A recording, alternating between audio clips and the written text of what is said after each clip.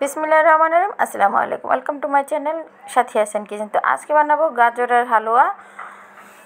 তো সেটা আড়ঙের বাটার দিয়ে করব। বাটার দিয়ে গাজরের হালুয়াটা বানায় ফ্লেভারটা খুব ভালো আসবে। তো গাজরগুলো ভালো করে ছিলে গ্রেট করে নিয়েছি, ঘষে নিয়েছি।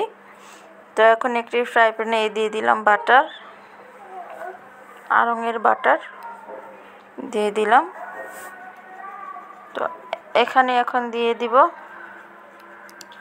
কাজু বাদাম, পেস্তা বাদাম, কিশমিশ, কাঠবাদাম, চীনাবাদাম একসাথে সবগুলো দিয়ে ভালো করে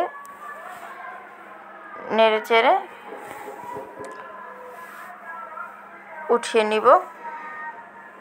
তো এটা বাটারের সাথে ভাজলে বাদামটার অনেক সুঘ্রাণ বের হয়।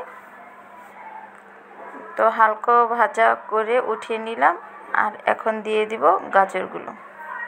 তো গাজরগুলো এই বাটারের সাথে একেবারে ভালো করে ভেজে নিব, যাতে গাজরের সামান্য পানিও না থাকে। তো কীরকম ভেজেছি সেটা আপনারা ভিডিও দেখিয়ে বুঝতে পারবেন। একটু সময় নিয়ে এই গাজরটাকে ভাজতে হবে।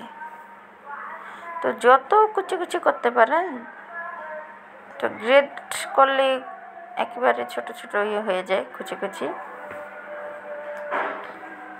এখন দিয়ে দিব গরম মশলা। তো আপনারা বাটার না থাকলে অবশ্যই ঘি ব্যবহার করবেন, তেল দিয়ে এটা রান্না করা যাবে না, ঘি বাটার দিয়ে রান্না করতে হয়। তো দেখুন কি পরিমাণ আমি ভেজেছি, একেবারে শুকিয়ে গেছে পানিগুলো। তো এখন দিয়ে দেব এখানে চিনি পরিমাণটা একটু বেশি দিব, যাতে একেবারে আঠালো মতন হয়, সেই কারণে আমি একটু চিনিটা বেশি দিলাম। দেখেন চিনি দিয়ে ভালো করে নেড়ে নিব। তো আমি কিন্তু পানিটা শুকিয়েছি, গাজরটা কিন্তু এখনও কিন্তু সিদ্ধ হয়নি, আমি শুধু ভেজে নিয়েছি। তো চিনি দিয়ে একটু নেড়ে চেড়ে চিনি থেকে পানি ছেড়ে দিয়েছে। এখন দিয়ে দিব তরল দুধ। তো আপনাদের তরল দুধ না থাকলে গুঁড়ো দুধ গুলিয়েও দিতে পারেন। তো আমি দিয়ে দিলাম তরল দুধ এখানে। তো এখন একটু ভালো করে মিক্স করে ঢেকে রাখবো এটাকে 2 মিনিটের জন্য। তো 2 মিনিট পরে একেবারে সুন্দরভাবে সিদ্ধ হয়ে যাবে।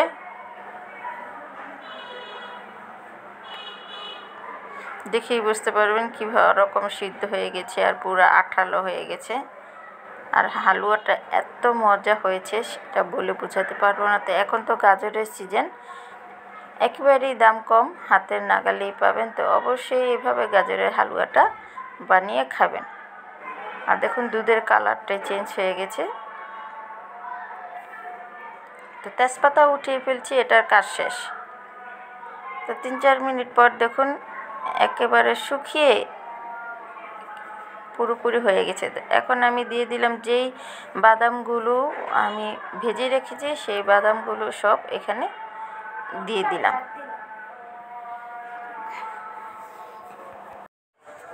আর এখন দিয়ে দিব গুঁড়ো দুধ। তো এই গুঁড়ো দুধটা দেওয়ার কারণে আরও স্বাদ দ্বিগুণ বেড়ে গেল। তো মনে হচ্ছে এখনই ঝাঁপিয়ে পড়ি, কিন্তু খাওয়া যাবে না, রোজা রেখেছি, ইফতার করব। বুটের হালুয়ার সাথে বানিয়েছি আর গাজরের হালুয়া। তো রুটি দিয়ে আজকে ইফতার করব। তো এখন বানিয়ে রাখছি। তো আপনারা এইভাবে অবশ্যই বাসায় বানাবেন। আর একেবারে দেখুন গাজরের হালুয়া বানানো কিন্তু খুবই সহজ আর অনেক সুস্বাদু একটা খাবার। তো আজকে আমার এই ভিডিওটা কীরকম হয়েছে অবশ্যই আমাকে কমেন্ট বক্সে কমেন্ট করে জানাবেন। আর যদি ভিডিওটি ভালো লাগে থাকে অবশ্যই একটি লাইক দিতে ভুলবেন না, সাবস্ক্রাইব মাই চ্যানেল। তো আমি দেখুন প্লেটে বেড়ে নিলাম। আমি প্লেটে কিছুটা বাটার মেখে নিয়েছি। দেখতেই মাশাআল্লাহ এত সুন্দর লাগছে, আর যেটা দেখতে সুন্দর এটা খেতেও সুন্দর। তো আপনারা সবাই বাসায় বানিয়ে খাবেন আর আমাকে কমেন্ট বক্সে কমেন্ট করে জানাবেন।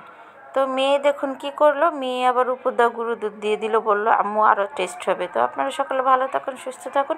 আজকের জন্য এখান থেকে বিদায় নিচ্ছি। আল্লাহ হাফেজ।